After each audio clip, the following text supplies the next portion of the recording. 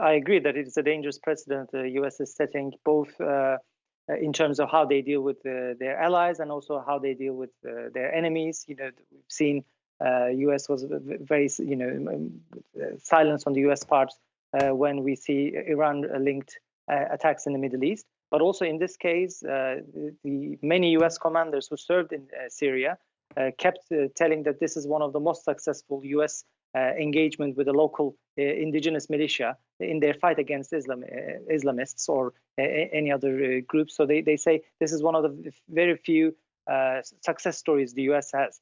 But we also need to remember, I mean, this is, this issue is largely framed as a betrayal of the Kurds by the US in Western media. But actually, this issue is bigger than that.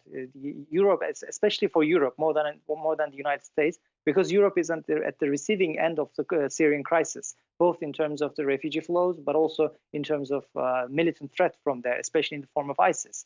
And if this region is destabilized again and ISIS took hold, Europe will be the first region that will bear the brunt of what is going to happen. So when people react to Trump's decision, President Trump's decision in the US or in the West, they're also reacting to these broader impact, potential impact this decision will lead to.